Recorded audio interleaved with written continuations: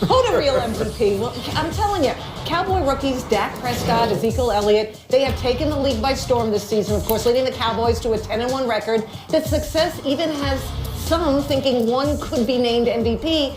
But get this, guys. According to the latest MVP poll of ESPN Football Insiders, those two are behind Derek Carr, Matt Ryan, and LZ's favorite Tom Brady in the voting.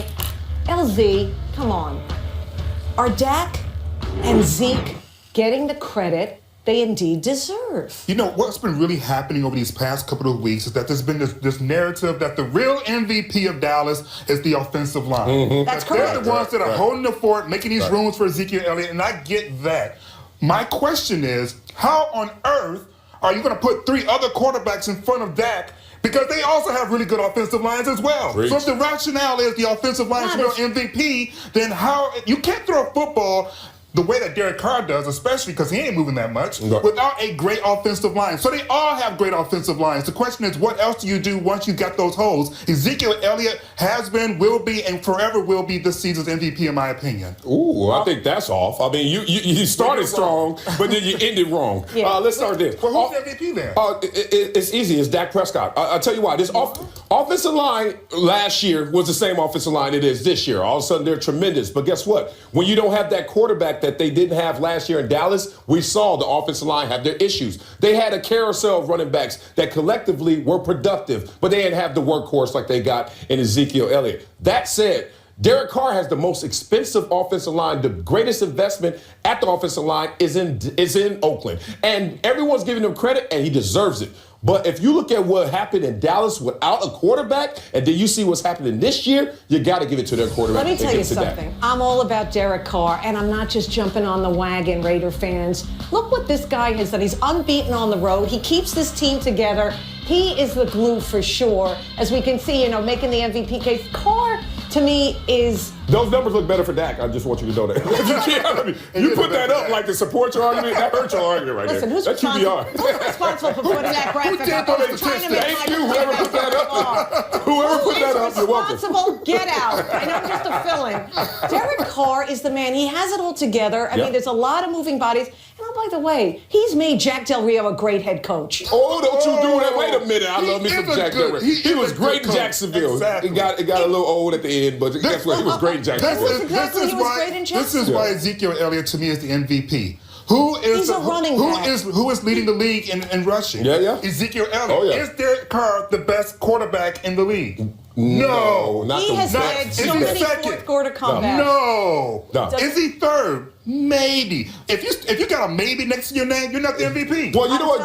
The disturbing thing about these conversations is we look like we don't like another candidate. All of those five guys can win the MVP this year. I just don't want that to go out there because I think they're all deserving, but Dak, small edge to him. Here's the thing, my point about Ezekiel Elliott. I could run through those holes. That's number one. And number two, that's true. Where's that camera? Okay. We need a camera. There's a camera under the desk, but we're not showing it to you. LZ, the other thing is that as a running back, you don't have as much on your plate to think about as a quarterback. That's why QBs get the big There you go. They got a lot to think about, and that's to Marcellus's point. If you're going to give it to one or the other, you got to give it to Dak Prescott.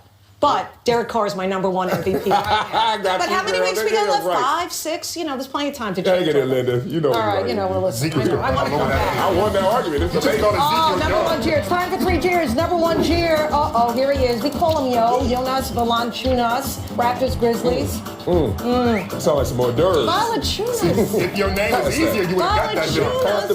He's annoyed with his point guard because, look what happened. There's some salty Jonas.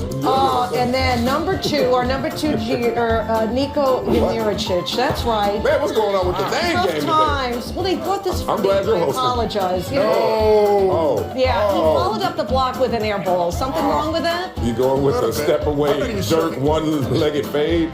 I just love the fact he's like, I got this, coach. I got this. And he didn't. He shot that with confidence. 3 cheers for Dwight Howard. Oh, Dwight. Oh, my goodness. He having a great year, though. No point guard issues for him. What is he doing there? Damn. Been in that weight room. What you mean? Dak Prescott? Weight room issues, brother. Really? Strength and conditioning coach is smiling, though. Is that the real MVP, Linda? Oh, yeah, right? No, don't go there, LZ. Conor McGregor has obtained a boxing license to fight in the state of Cali. We discuss if he's serious or just a stunt. Let's do it. This Sports Nation. Sports Nation is presented by Toyota. Let's go places.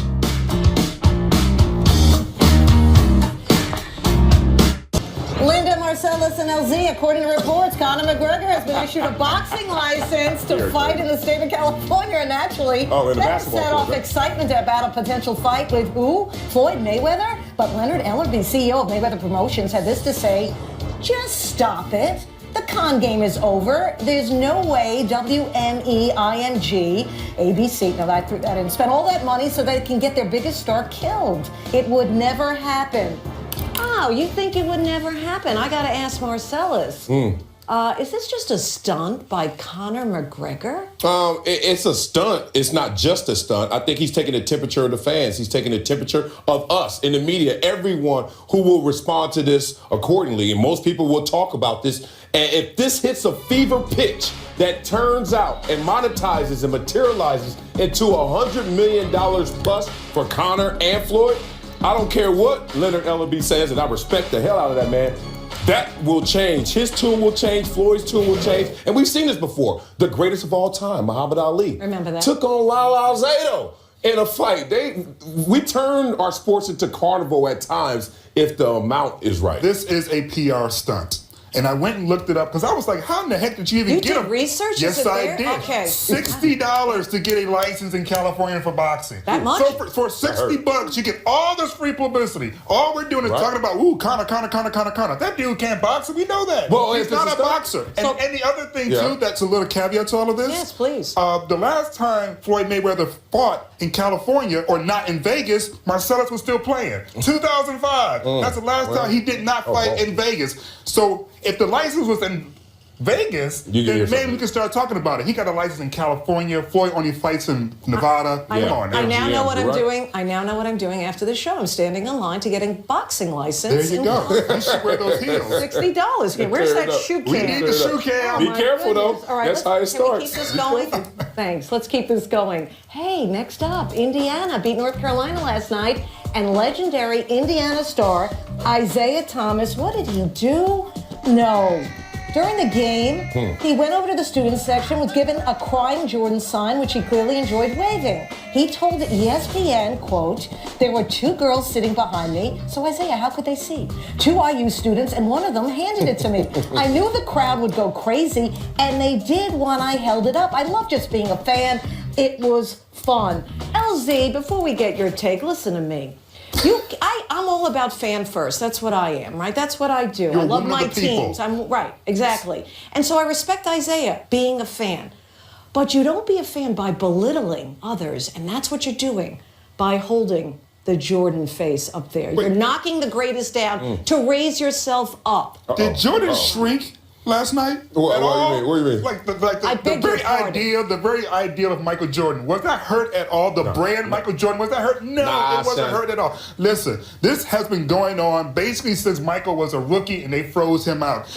Michael Jordan took time out of his Hall of Fame speech to be like, yo, I remember how you froze me out when I was a rookie. Yeah. So this is a grudge between the two that's been going on for years and years and years. He kept him off the dream team over this. So I thought Isiah Thomas did it, understanding that he's like going, this is my chance to get one last dig. And get attention, Marcellus. That's what this was about. And nothing wrong with it. If that's your relationship, let's go. Let's keep digging, because the dream team obviously still stings him, Isiah Thomas. And on top of that, y'all in the media, us, whatever you want to call it, remember that. will never fully accept Isiah Thomas for some of his wrongdoings. People, and I think he knows that. I think he's at a point where he's like, you know what? Let me turn heel. Since they will never love me because of some of the things I've done, right now I'm just going to go all in, and I'm going to make this public feud even greater than it was before. So I don't got a problem with it. If that's our relationship, do it. First of all, don't include me in that, because I love me some Zeke. I'll give you that. And I do not like Michael Jordan. I have never worn a pair of Jordans. They sent us Jordans to this show, and I told the producers to send them back.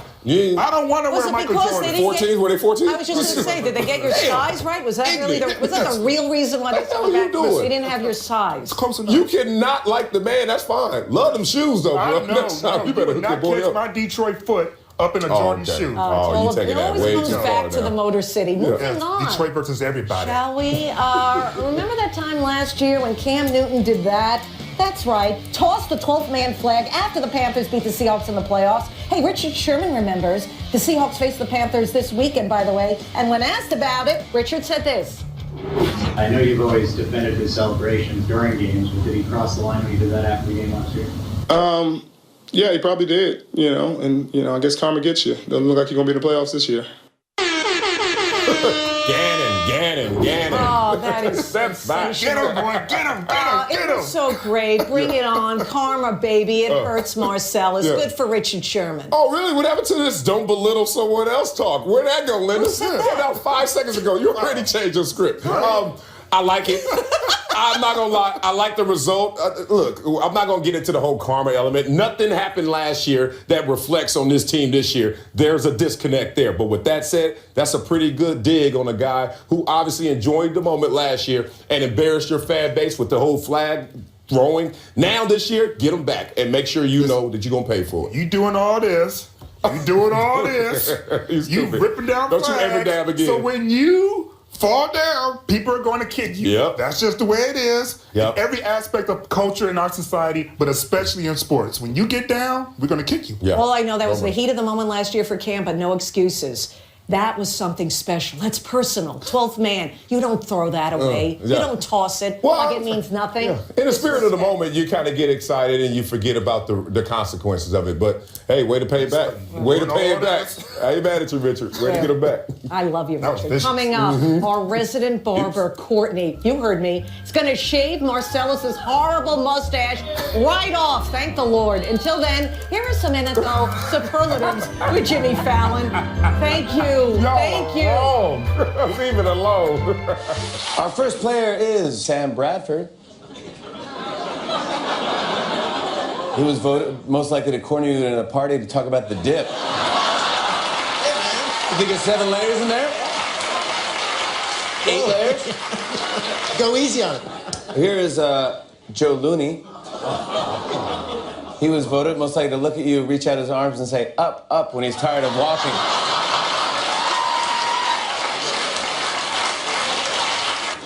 Next, we have Travis Frederick. He was voted most likely to make you answer a riddle before crossing his bridge.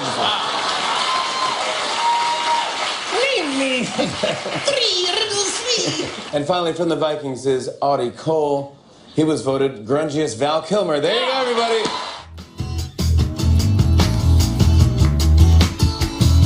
For Pulse of the Nation presented by Toyota. Can you get a load of this, please? Thank you. All right, South African soccer. Team down 1 seconds left. Desperate times call for the goalkeeper to do that. You heard me. And that celebration. Marcellus, what was worse?